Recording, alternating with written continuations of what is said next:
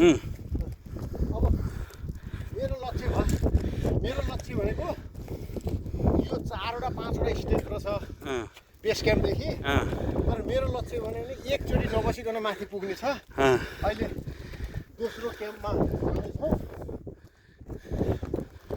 यस्तो त हामी कति हिँड्या होइन।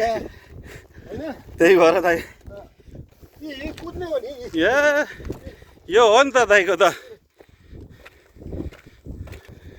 अहिले म तपाईँहरूलाई जबिल जैसको माथि हाइकिङ डाँडाबाट तल बाटो देखाइरहेको छु र हाम्रो जाने क्रम माथि चढ्ने क्रम जारी नै छ, एकदम जारी छ। बाटोहरू हेर्नु होला यस्तो छ।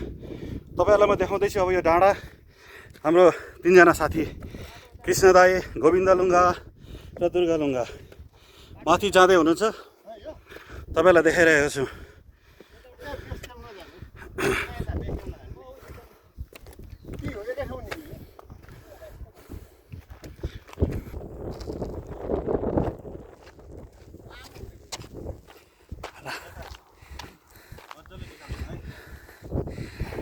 सगरमाथा पुग्नुभन्दा अझै तलको रेस्ट एरिया हो, बेस क्याम्प जस्तै। अघि मभन्दा अगाडि आइपुग्नु भएको छ उहाँहरू। बिस्तारै आउँदैछ म चाहिँ नपुगेर है यो चुचुरोमा नपुगेर है यो एक्सर्साइजमा खतरा। क्या मजाको हावा आइरहेछ है। ल यहाँदेखि यस्तो हेर्दाखेरि तल हेर्दाखेरि ऊ तलबाट आएको है। ल यो नास्ता गर्ने नि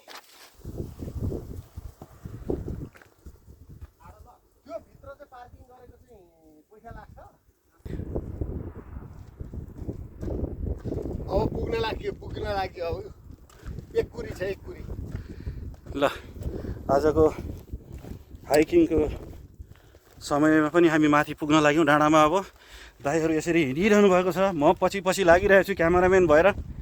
केही छैन। आज मेरो दाइलाई, कृष्ण दाइलाई दुबईमा पहाड घुमाउने क्रममा आज दुबईको जबिल जैस डाँडामा यसरी हाम्रो हाइकिङ भइरहेछ।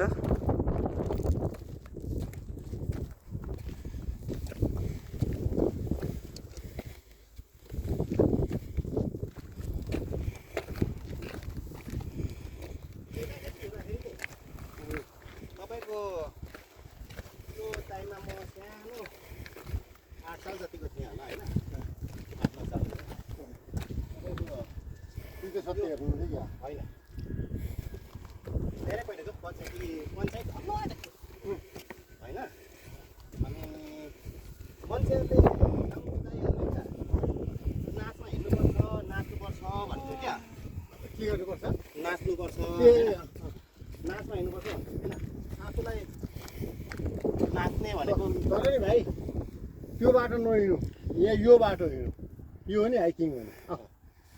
अनि एकचोटि भाउ यो एकचोटि सर लिएर आउँछ भाउ। फेरि एकचोटि यो यस्तो चिज त खिच्नु पऱ्यो नि। हेर त जतिसुकै लामो होस् केही छ।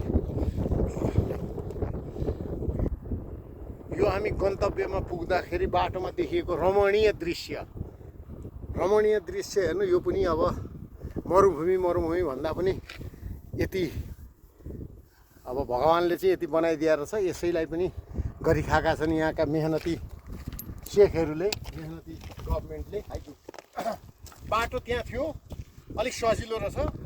तर हाइकिङ भन्ने कुरो सजिलो बाटो हिँड्ने होइन, एडभेन्चर भन्ने कुरो जहिले पनि अप्ठ्यारो हो। अब यो एकदम हामी अप्ठ्यारो बाटो हिँड्दैछौँ।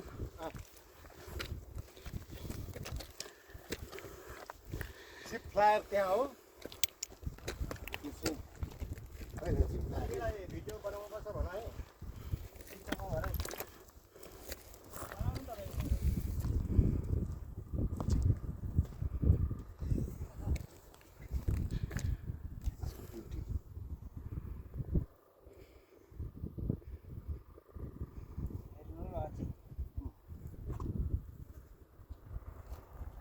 उमन हेर्न पनि नपाइँदो रहेछ नि। डाँडाबाट उतापट्टि हेर्न पाए त सहर देखिन्थ्यो होला है।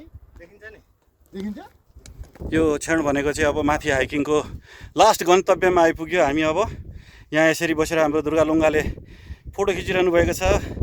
फोटो खिचाउनलाई हाम्रो वरिष्ठ कलाकार कृष्ण दाई साथमा गोविन्द कुमार लिम्बू, फोटो खिच्ने क्यामेरामा हुनुहुन्छ हाम्रो दुर्गा लिम्बू, र त्यस्तै गरी यहाँ हेर्नु होला सुभाष देख्नुभयो दुबईमा, यो दुबईको झन्डा सबैभन्दा अल्गो ठाउँमा हामी आएका छौँ।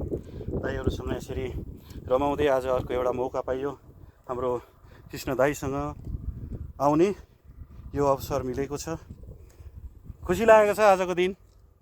नजाउँ है, नजाएको नि ल गन्तव्यको लास्ट स्टेसनमा आएर मेरो दाई अहिले कृष्ण दाई हुनुहुन्छ। यहाँनिर 1415 मिटर माथि यो जबिल जैसको चाहिँ अनि हाइकिङ ट्रेलमा जबिल जैसमा रसल खेमाको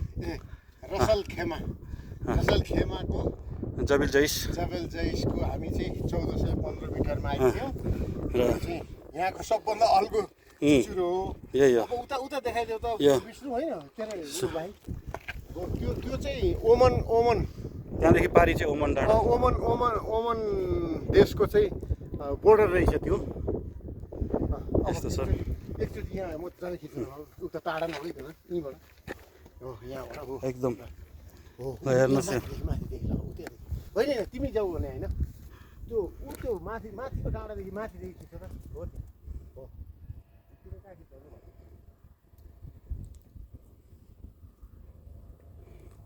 हेर्दै रिङ्गटो लाग्ने ठाउँ छ।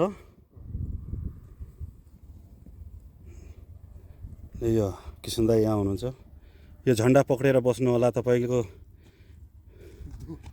दुबईको झन्डा हो। यो हेर्न सक्नुहुन्छ फरफराइरहेको छ। हाम्रो नेपाली हाम्रो दाजुभाइ दिदीबहिनीहरूलाई चाहिँ यहाँ रोजगार दिएर चाहिँ भोको पेटलाई चाहिँ त्यसको उपचार गरेको छ यहाँको देशले, सानो होइन।